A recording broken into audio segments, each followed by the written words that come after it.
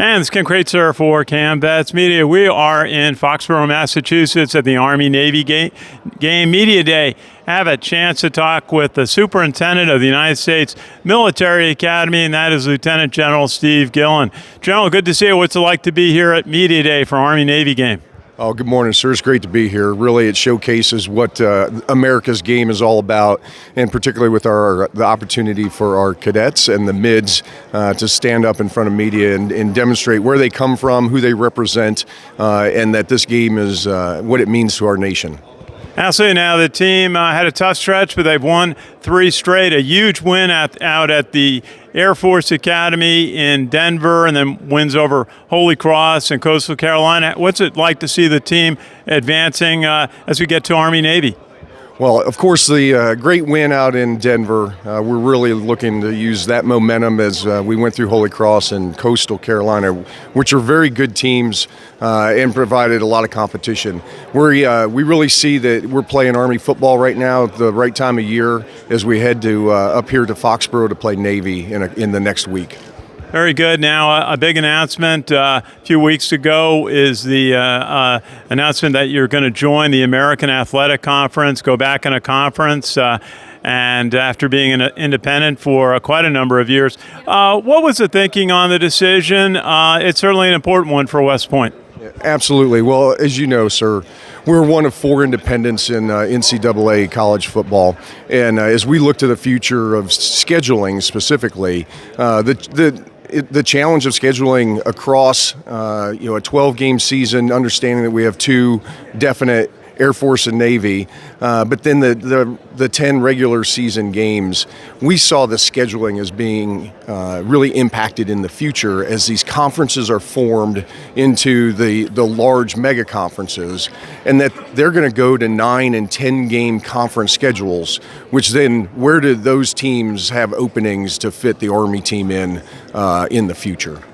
Hey, certainly big changes in college athletics with name, image, and likeness and the transfer portal. Everything's, as Coach Munkin says, everything's different at a service academy.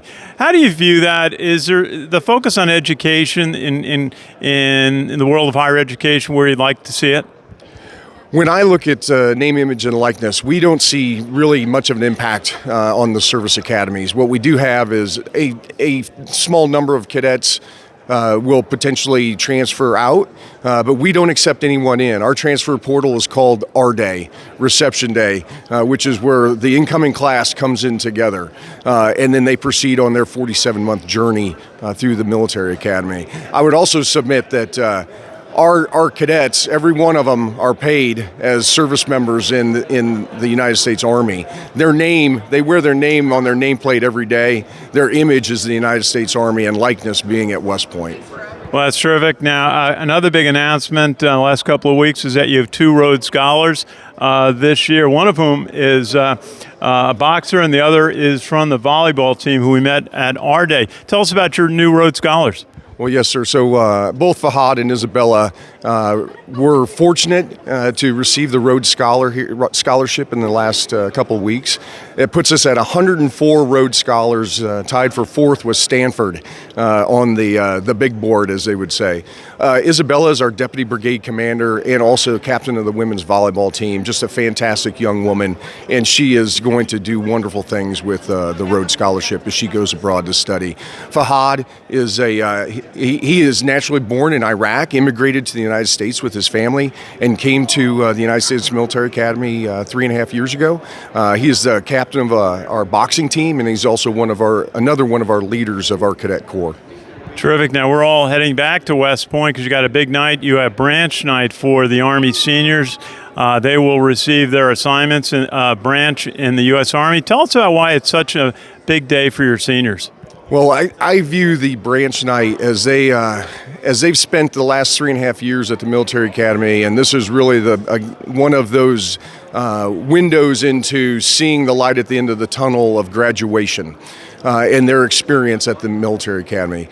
The choosing of branches is going to establish what branch they go into in our Army, the profession of arms, and really set the foundation for their next 5 years, and then if they continue to serve beyond those 5 years, their commitment on active duty, it's within this branch that they choose. So it's a personal event by choosing a branch, and I will tell you, I mean, in the end, whatever branch they get the opportunity to go lead young men and women from around our nation. Absolutely, a great event. See the cadets and the seniors advance. Is there a favorite Army Navy memory you have from your cadet days or service and as superintendent? Is there a favorite moment about the Army Navy game that stands out? Well, I've got a number of moments. Fortunately, we were 3-1 against Navy when I was a cadet. It's from 1986 through 1989, but I will tell you, I was fortunate to be present as a observer, as a fan when we broke the streak in 2016, and so far we've done pretty well since we broke that streak in our competition against Navy.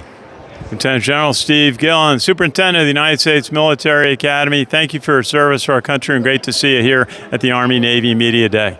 Thank you, sir. We appreciate it. Good to see you. It's Ken Kraetzer for Cam Vets Media.